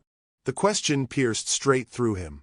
And Taemin realized, with devastating clarity, that he didn't know the answer. Truth has a weight to it. It sits heavy in the air, demands to be felt. And when someone finally speaks it after years of silence, it doesn't come out gentle. Comes out like a flood, breaking dams, drowning pretense, leaving nothing but raw, unbearable honesty. Alyssa Monroe had been silent for 3 years. And now she was ready to speak. Would you be here? The question hung between them like a verdict. Taemin stayed on his knees, tears still wet on his face, his mind racing for an answer that wouldn't sound like a lie. But Alyssa didn't wait for him to respond. The fact that you have to think about it, she said quietly, tells me everything I need to know. That's not fair. Fair. Her voice sharpened. You want to talk about fair? Alyssa moved away from the window, her arms wrapped tightly around herself, not for comfort, but for containment. As if she were physically holding herself together. Let me tell you what wasn't fair, Taemin. She turned to face him fully.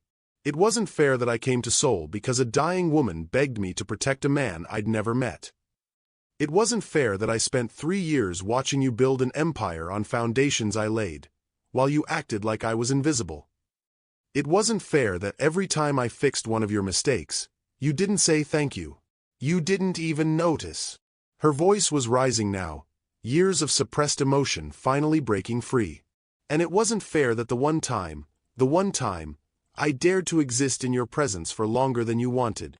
She stopped, her breath shaking. You looked at me like I was an inconvenience, and called me nothing. The words landed like blows. Taemin couldn't speak, couldn't defend himself, because every word was true. Do you know what that felt like? Alyssa continued, tears streaming down her face now. To spend 3 years giving everything I had, my time, my expertise, my dignity, only to be told in front of witnesses that I was nothing? No. She cut him off. You don't get to talk yet. You've had 3 years to talk. To see me. To acknowledge me. Now you get to listen. Taemin closed his mouth and bowed his head. Alyssa paced the small apartment, her movements sharp with barely controlled emotion. You want to know why I left? She asked. It wasn't because you called me nothing. Words are just words. I've been called worse. She stopped pacing and looked directly at him. I left because in that moment, I finally understood something I'd been denying for 3 years. What? Taemin whispered. That you would never see me. The words cut deeper than anything she'd said so far. Not because you couldn't, but because you chose not to. Because seeing me would have required you to feel something. To be vulnerable. To admit that the empire you thought you built alone was actually built on the backs of people you refused to acknowledge. She wiped her tears angrily. And I realized, standing in that room, holding those broken pieces of porcelain, that I was done waiting for you to choose differently. Taemin's chest felt like it was caving in. I never wanted your power, Alyssa said, her voice dropping to something quieter. More painful. I never wanted control of your accounts, or your empire, or your life. I just wanted respect. I wanted you to look at me and see a person. Not a tool. Not a shadow. Not someone whose value was measured by usefulness. Just a person. Her voice cracked on the last word. And when you called me nothing, when you laughed while you said it, she closed her eyes. You showed me exactly who you were. Not a man who didn't know better. Not a man who was too busy to notice. But a man who chose cruelty over kindness because it was easier. The accusation hung in the air. And Taemin couldn't deny it. Because she was right. He'd chosen cruelty. Every single time. Not because he was evil. Not because he wanted to hurt her. But because acknowledging her humanity would have forced him to confront his own. I was afraid, he said finally, his voice hoarse. Alyssa opened her eyes. Of what? Of owing you. The confession tore out of him. Of needing you. Of becoming dependent on someone who might leave. So you hurt me first, Alyssa finished, her voice flat. Before I could hurt you. Yes. The admission felt like self-immolation. Alyssa shook her head slowly. Do you know what's tragic about that? What? I would have never left you. The words stopped his heart. If you just treated me with basic human decency, if you'd just seen me, I would have stayed. Not because of the promise to Eun-suk. Not because of duty. She paused, her voice breaking. But because somewhere in those 3 years, despite everything, I started to care about you. Taemin's breath caught. I watched you, Alyssa continued quietly. I saw the man you were in private. When you thought no one was looking. The way you'd pause in front of Eun-suk's old photograph in your office. The way you'd double-check contracts to protect your workers. The small moments of conscience you tried to hide. And I thought, foolishly, that maybe there was more to you than the armor you wore. That maybe, eventually, you'd let me in. Tears streamed down her face. But you didn't. You kept me at a distance for 3 years. And the moment I got too close, the moment my presence became inconvenient, you destroyed me. Taemin's entire body shook. I didn't mean to. That's the problem, Taemin. Alyssa's voice was gentle now, almost pitying. You never mean to hurt people. You just do it anyway, because you're so focused on protecting yourself that you don't notice the damage you cause. She walked closer to him, close enough that he could see the tear tracks on her face, the exhaustion in her eyes. Do you want to know what broke my heart the most? He couldn't speak, just nodded. It wasn't the word, nothing. It wasn't even the humiliation. She crouched down so they were eye level. It was the look on your face when you said it. You weren't angry. You weren't even cruel on purpose. You were just indifferent. The word shattered him. As if I didn't matter enough to hate. Didn't matter enough to think about. I was just an obstacle in your way. Something to dismiss and move past. And that indifference, was worse than any insult could ever be.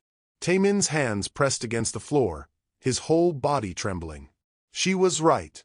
God, she was right about everything. He hadn't called her nothing because he hated her. He'd called her nothing because she genuinely hadn't registered as important enough to consider.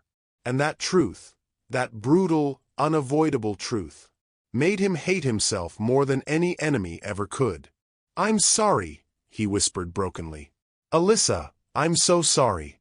I don't know how to fix this. I don't know how to prove that I see you now. That you matter. That you. Stop. Alyssa stood, putting distance between them again. You can't fix this with words, Taemin. Then tell me how. His voice was desperate. Tell me what to do and I'll do it. I'll give you anything. I don't want your money. Then what? What do you want from me? Alyssa looked at him for a long moment, her expression unreadable. Then she said, I want you to choose. Taemin blinked. Choose what? Your empire or me? His blood went cold. You can't rebuild what you've lost without me, Alyssa continued, her voice steady. The accounts, the partnerships, the infrastructure, I built all of it. And I'm the only one who can restore it. But I won't do it unless you give up everything else. The power, the territory, the life you built on violence and fear. All of it. She crossed her arms. Because I won't be the woman who helps you stay the kind of man who calls people nothing. I won't enable you to keep choosing cruelty. So decide, Taemin. Do you want your empire back? Or do you want a chance, just a chance, at becoming someone worth loving? The question hung in the air like a blade. And for the first time in his life, Seo Taemin didn't know which one he wanted more. Some decisions define everything that comes after. They're not made in moments of clarity or wisdom. They're made in the desperate space between who you are and who you could become. If you're brave enough to let go of everything you've built, everything you've believed, everything you've used to protect yourself from the terrifying vulnerability of being human. For Seo Taemin, that decision arrived at 6:47 a.m., on his knees in a modest apartment. And the weight of it threatened to crush him. Do you want your empire back?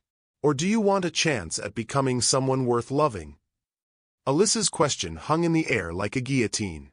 Taemin remained on his knees, his mind fracturing under the impossible weight of the choice. The empire. It was everything he'd built. Everything he'd fought for, bled for, killed for. It was 10 years of clawing his way out of nothing. Of transforming from a hunted boy in an alley to the most feared man in Seoul. It was power, security, the guarantee that he'd never be weak again, never be helpless, never be the kind of man who needed saving. But it was also the reason he was here. Broken, alone, begging a woman he'd destroyed for a chance he didn't deserve. Taemin looked up at Alyssa, his vision still blurred with tears. She stood across the room, arms crossed, expression unreadable. Waiting. Not with hope. Not with expectation. Just waiting. As if she already knew his answer. As if she'd always known. Why? The word came out broken. Why does it have to be one or the other? Because you can't serve two masters, Alyssa said quietly. You can't build a life on violence and expect love to grow in the cracks. It doesn't work that way. I could change. I could run the empire differently. No, you couldn't. Her voice was gentle but absolute. The empire isn't just what you do, Taemin. It's who you've become. The decisions you've made. The people you've hurt. The debts written in blood. You can't keep that world and become a different person. You have to choose. Taemin's hands pressed flat against the floor. His mind raced through scenarios, compromises, ways to keep both. But every path led to the same conclusion. She was right. The empire had made him into someone who called people nothing, who measured worth in usefulness, who chose power over humanity every single time. And if he kept it, if he walked out of here and rebuilt everything he'd lost, he'd become that man again. Maybe not immediately, maybe not intentionally, but eventually, because the empire demanded it. What about the people who depend on me? He asked desperately. Jae-sung. The workers. The families I protect. Protect. Alyssa's voice sharpened. Or control. The distinction cut through him. You're not protecting anyone, Taemin. You're maintaining a system that benefits you. And you've convinced yourself it's noble.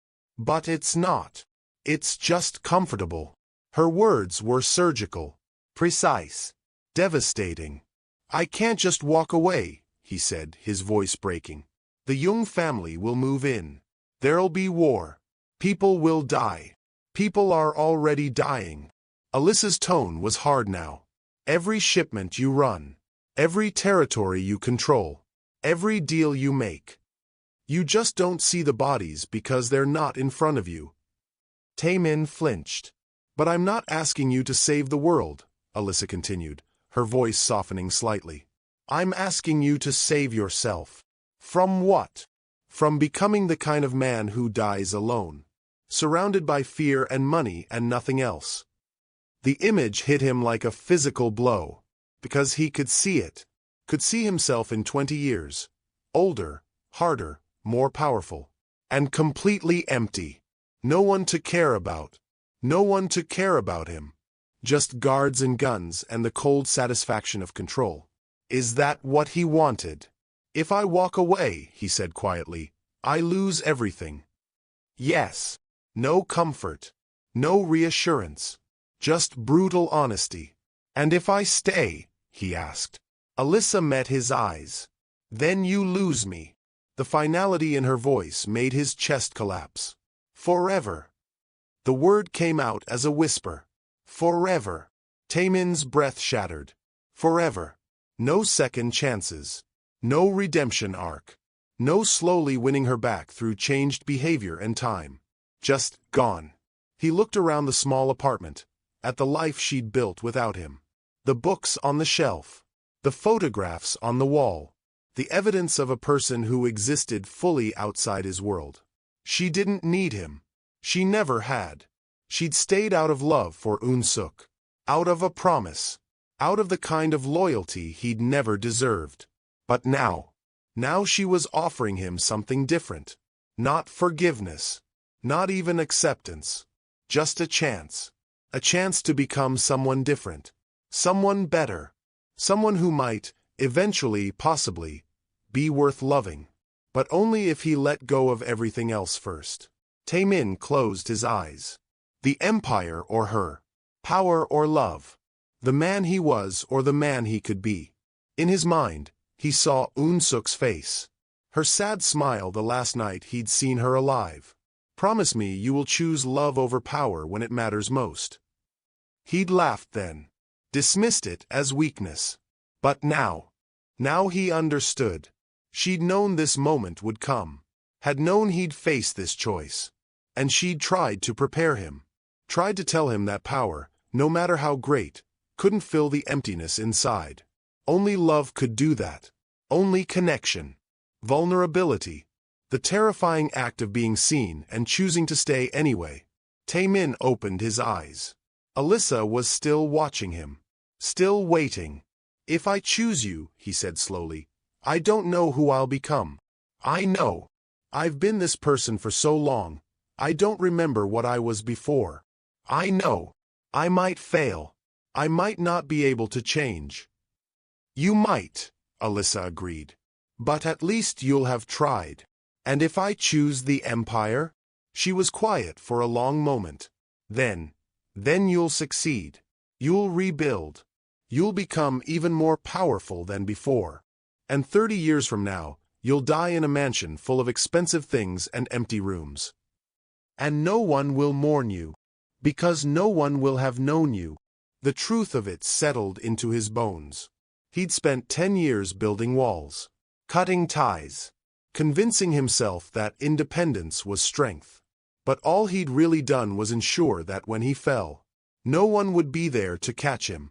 Except Alyssa. She'd been there, for 3 years, catching him over and over without him ever knowing. And he'd repaid her with cruelty, with dismissal, with the one word that had driven her away. Nothing. Taemin looked at her, really looked at her, at the woman who'd sacrificed 3 years of her life to keep a promise to a dead woman, who'd protected him when he didn't deserve it, who'd given everything and asked for nothing except basic human respect, and who was now giving him one final choice.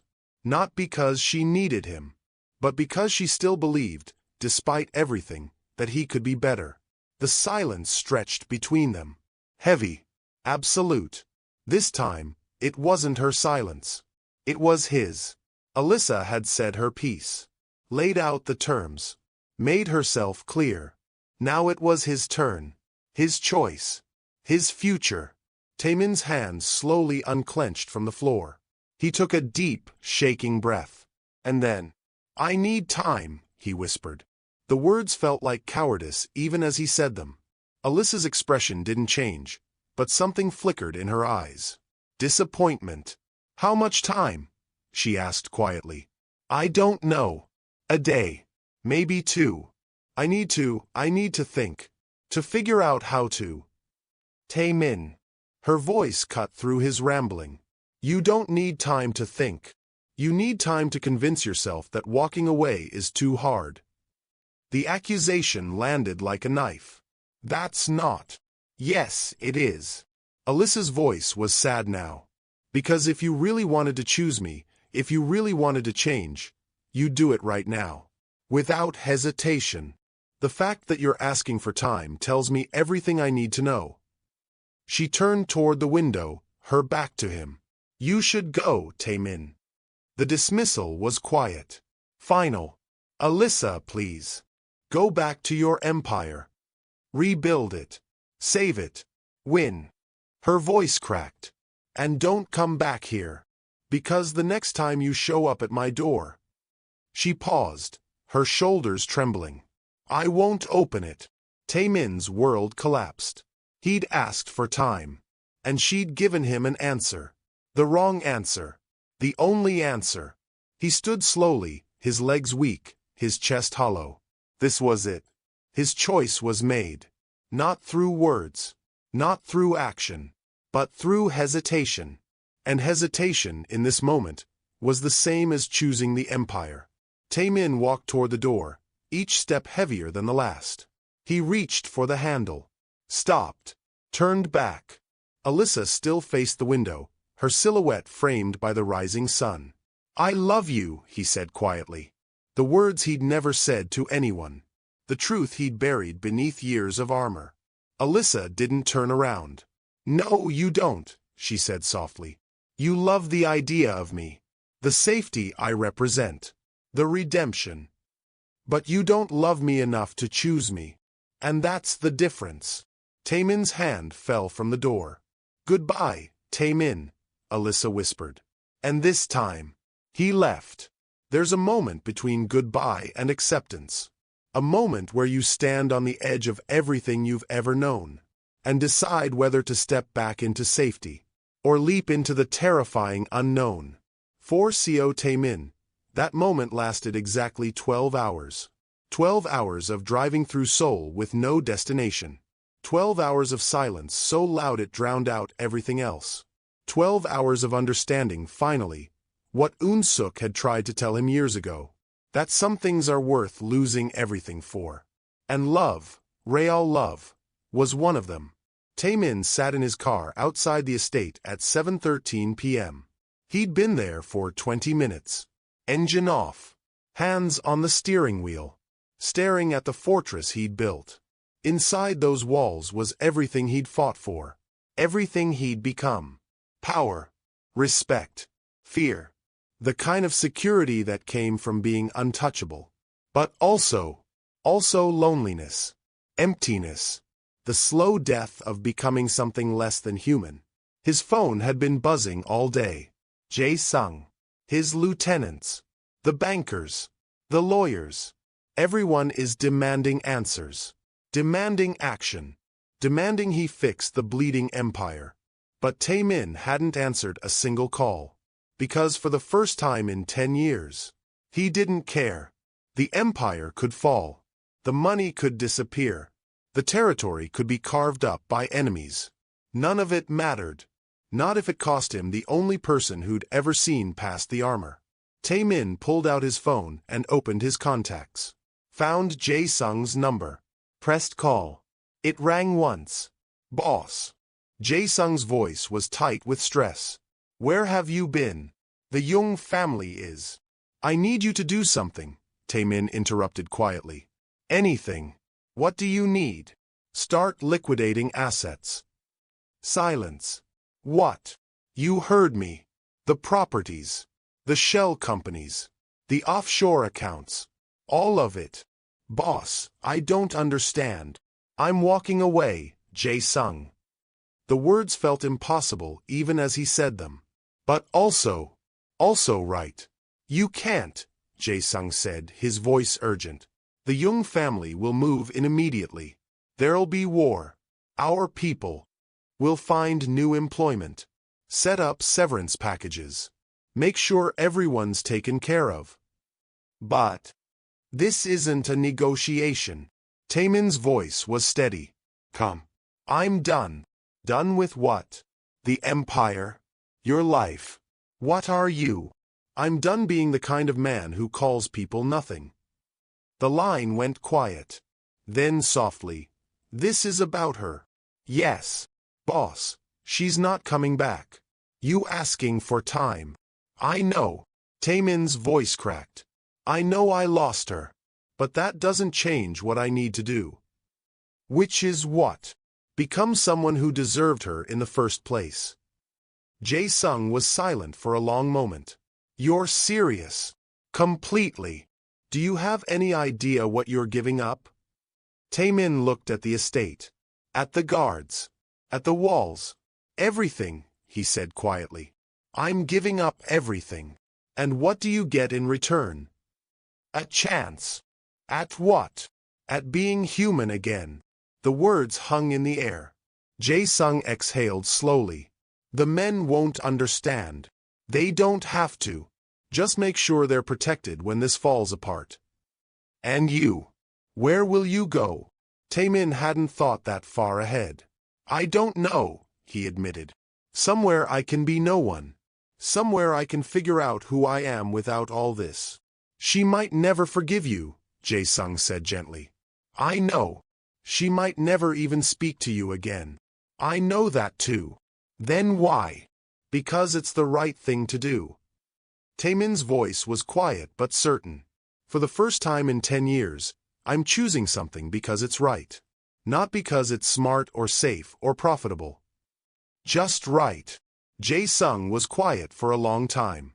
Then, she really got to you, didn't she? She saw me, Taemin said simply.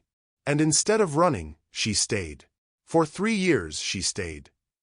And I never even asked her why. His voice broke.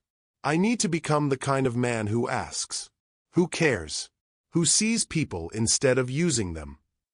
Even if she never knows, even if she never comes back. I need to do this for me.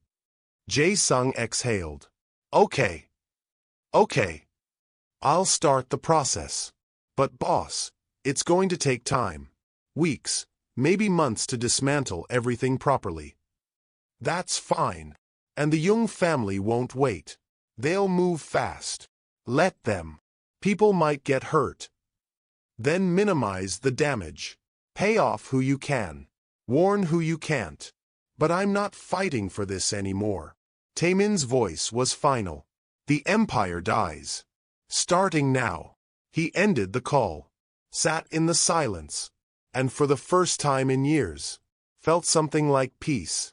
3 weeks later. The dismantling was brutal. The Jung family moved in exactly as Jae-sung predicted. Took territory.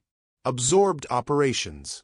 Turned Taemin's former allies into their own. There was violence. Bloodshed. The kind of chaos that comes when power vacuums open. But Taemin didn't fight back. He just let go. He liquidated assets. Paid settlements. Made sure his people had exits.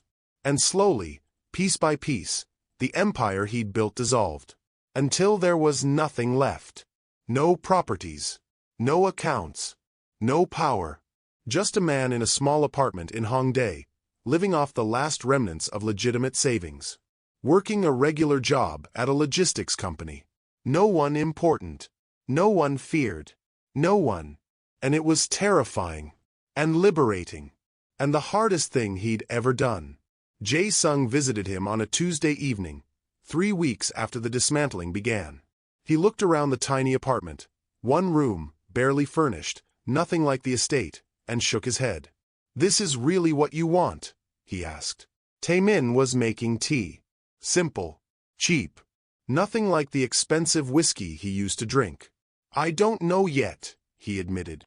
"But it's what I need." "Have you contacted her?" "No." "Are you going to?" "Eventually. Maybe. When I'm ready." "When will that be?" Taemin poured the tea, his hands steady. "When I can look at myself in the mirror and not see the man who called her nothing." Jae-sung accepted the tea, studying him. "You look different." "How?" "Lighter. Like you're not carrying the weight of the world anymore." Taemin smiled faintly. "I'm not. I'm just carrying me." "Is it easier?" "No." Taemin sat across from him. "It's harder. But it's honest." They sat in companionable silence. Then Jae-sung said, "She knows, you know." Taemin's heart stuttered. "Knows what?" "What you're doing. The dismantling. The walking away." "How?" "Because I told her." Taemin's hands tightened around his teacup. "Why would you?" "Because she asked." Jae-sung met his eyes. "She called me 2 weeks ago. Asked if you were okay. If you were safe." Taemin's breath caught. "What did you tell her?" "The truth. That you walked away from everything. That you're living in a tiny apartment, working a normal job, trying to figure out who you are without the empire." "And what did she say?" Jae-sung was quiet for a moment. Then, "She didn't say anything. She just cried." Taemin's chest collapsed. "I don't know if they were sad tears or relieved tears or something else," Jae-sung continued. "But she cried. And then she thanked me and hung up." Taemin set down his tea, his hands shaking. She knew. She knew he'd chosen her. Even though it was too late. Even though she'd told him not to come back. She knew. "What do I do?" he whispered. "I don't know, boss." Jae-sung stood. "But whatever you do, don't rush it. She gave you a choice, and you took 3 weeks to make it. Now give her time to decide what it means." He headed for the door, then paused. "For what it's worth, I think you made the right choice." Yeah. The Empire would have killed you eventually. One way or another. At least this way you get to live." Jae-sung left. And Taemin sat alone in his small apartment, surrounded by the quiet simplicity of a life he was still learning how to live. 6 weeks after that, Taemin stood outside a community center in Itaewon. It had taken him 2 months to find his footing, to learn how to be someone who wasn't feared or powerful or important. Just someone. He'd started volunteering, helping with English translation for immigrant families, using the skills Alyssa had taught him, skills he'd never acknowledged she'd given. And slowly, very slowly, he was learning what it meant to serve instead of control, to give instead of take, to see people as humans instead of tools. It was humbling and necessary. And on this particular evening, as he finished his shift and walked outside, he saw her, Alyssa, standing across the street, watching him. Their eyes met. And for the first time in 3 months, Taemin didn't run toward her, didn't call out, didn't demand anything. He just, slowly, deliberately, lowered his head. A bow, deep and respectful. The kind of gesture reserved for people who matter, for people you see. When he looked up, Alyssa was still there, still watching. And then, she smiled, small, sad, but real, and walked away. Taemin watched her go, his heart both breaking and healing at once. She wasn't ready. Maybe she'd never be ready. But he'd shown her, finally, what kneeling really meant. Not weakness, not manipulation, not begging for what he wanted, but reckoning, acknowledgement of what he'd done, acceptance of what he'd lost, and commitment to becoming better, even if she never came back, even if this was all he ever got. This moment, this bow, this silent promise. I see you. I'm sorry. And I'm trying to be better. And for now, that was enough. Thank you for watching Afro Korean Tales and Stories. If this story stayed with you, there are more waiting here. Subscribe to Afro Korean Tales and Stories for a love that crosses cultures and lingers. Tell us in the comments, what emotion are you leaving this story with?